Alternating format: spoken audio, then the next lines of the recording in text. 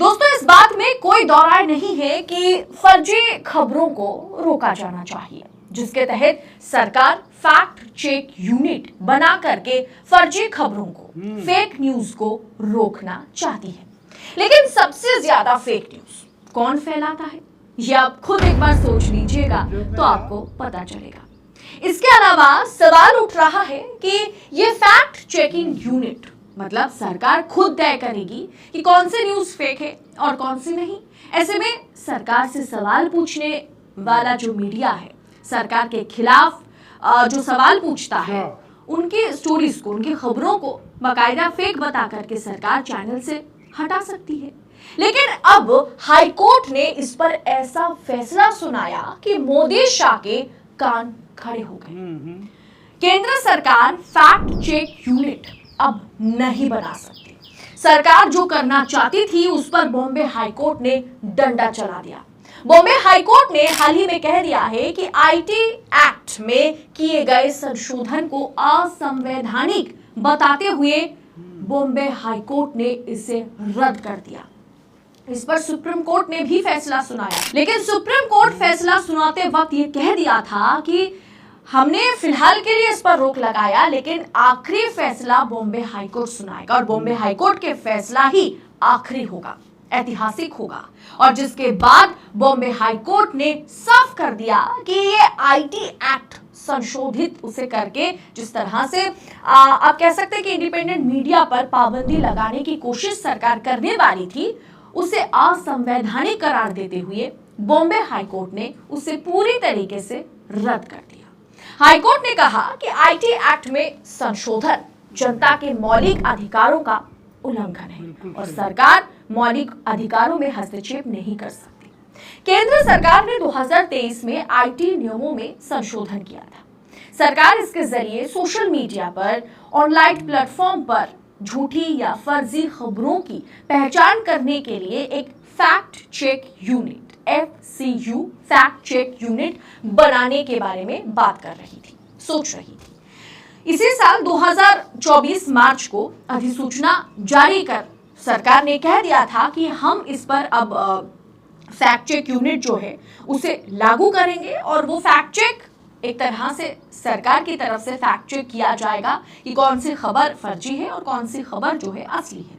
उससे पहले केंद्र सरकार ने कहा था कि मामले की सुनवाई पूरी होने तक वो फैक्ट चेक यूनिट की अधिसूचना जारी नहीं करेगी। बॉम्बे हाईकोर्ट के ट्राई ब्रेकर जज ने सुनाया फैसला कि जनवरी 2024 में बेंच में शामिल 2 जजों जस्टिस गौतम पटेल और जस्टिस नीला न्यायमूर्ति ने अलग अलग फैसला दिया था। इसके बाद यह केस ट्राई ब्रेकर जज जस्टिस AS चंदूरकर ने मतलब उनके पास इस केस को भेज दिया गया था। जब 2 जजों के फैसले पर अलग अलग मत होते हैं तो इसे ट्राई ब्रेकर जज के पास भेजा जाता है। Comedian Kunal Kamra editors guild ने ये याचिका आईटी नियमों में संशोधन के खिलाफ जो है उन्होंने याचिका लगाई थी। इसमें जैसे मैंने आपको कहा, comedian Kunal Kamra editors guild of India, news broadcasters and digital association और एसोसिएशन ऑफ इंडियन मैगजीन ने सबसे पहले बॉम्बे हाईकोर्ट में याचिका दायर की थी। इसमें 3 रूल को चुनौती दी गई थी।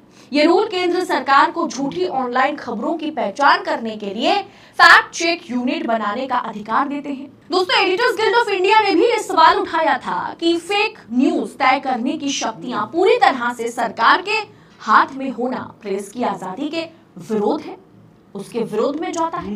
केंद्र सरकार ने 20 मार्च 2024 को फैक्ट चेक यूनिट बनाने के लिए नोटिफिकेशन जारी कर दिया था। 21 मार्च को इस नोटिफिकेशन पर सुप्रीम कोर्ट ने रोक लगा दी थी। ये रोक तब तक के लिए था, सुप्रीम कोर्ट ने कहा था ये रोक तब तक के लिए लगाई गई है जब तक ना बॉम्बे हाईकोर्ट इस मामले में दायर याचिकाओं पर सुनवाई ना कर ले और बॉम्बे हाईकोर्ट का फैसला अंतिम फैसला होगा। कोर्ट ने कहा था कि अभिव्यक्ति की आजादी का मामला है, हम अभिव्यक्ति की आजादी का उल्लंघन नहीं कर सकते। अभिव्यक्ति की आजादी ये हमारी ह्यूमन राइट्स का बेसिक राइट है, इसे हम उल्लंघन नहीं कर सकते। और अब इस पर बॉम्बे हाईकोर्ट ने फैसला सुनाते हुए गुजरात लॉबी की तो बखिया उधेड़ दी। दोस्तों, किस तरह से टीवी मीडिया को बर्बाद करने के बाद अब गोदी सेठ, सत्ताधारी जो दल हैं वो पूरी तरीके से YouTube पर हमलावर है। दोस्तों, टीवी मीडिया के बाद अब YouTube पत्रकारों पर हमला करने की कोशिश सरकार और सेठ जी कर रहे हैं। आरोप ये लग रहा है कि सेठ जी ने कुछ चुनिंदा YouTube वालों के साथ, यूट्यूबर्स के साथ, YouTube मीडिया प्लेटफॉर्म के साथ सांठगांठ कर ली है। और दूसरी तरफ हमने ये भी देखा कि किस तरह से यूट्यूबर्स को YouTube प्लेटफॉर्म पर जो मीडिया चलाने की या बाकायदा पत्रकारिता को जिंदा रखने की कोशिश कर रहे हैं, उनके पास बीजेपी सरकार ऑफर दे रही है कि हम आपको एडवर्टाइजमेंट देंगे, बदले में आपको 8 लाख रुपए मिलेगा अगर आपके सब्सक्राइबर्स 1 मिलियन के ऊपर है। योगी सरकार ने कहा कि हम आपसे YouTube चैनल वालों को भी महीने में 7, 8 से 10, 12 लाख तक देंगे। यानी कहीं ना कहीं अब YouTube वालों को खरीदने की कोशिश हो रही है। पहले तो जबरन उन पर IT एक्ट में संशोधन करके पाबंदी लगाने की कोशिश की जा रही है, दूसरी तरफ उन्हें खरीदने की कोशिश हो रही है, उनको रुपया जो है उसे ऑफर किया जा रहा है। और अब जाकर के हाई कोर्ट ने, पहले सुप्रीम कोर्ट फिर उसके बाद हाई कोर्ट ने साफ कर दिया कि अगर हम IT एक्ट में संशोधन करके ऑनलाइन मीडिया प्लेटफॉर्म पर फेक न्यूज उसने बनाया नहीं बनाया, इस पर सरकार अगर विचार करने लगेगी तो सरकार के खिलाफ तो एक भी खबरें नहीं चलेगी, सरकार के खिलाफ कोई सवाल नहीं उठा पाएगा। तो ऐसे में मीडिया जो 4th पिलर ऑफ डेमोक्रेसी है वो अब कहाँ, आज भी बची हुई नहीं है। मीडिया खत्म हो गई है। चुनिंदा कुछ मीडिया प्लेटफॉर्म है जो सवाल पूछता है। ऐसे में टीवी के बाद अब हमला YouTube, हमला ऑनलाइन मीडिया प्लेटफॉर्म पर करने की कोशिश की जा रही है, जिस पर फिलहाल के लिए बॉम्बे हाई कोर्ट ने 440 वोल्ट का झटका जो है गुजरात लॉबी को दे दिया है। इस वीडियो में इतना ही। जल्दी ही नए वीडियो के साथ आपसे फिर मुलाकात होगी। नमस्कार।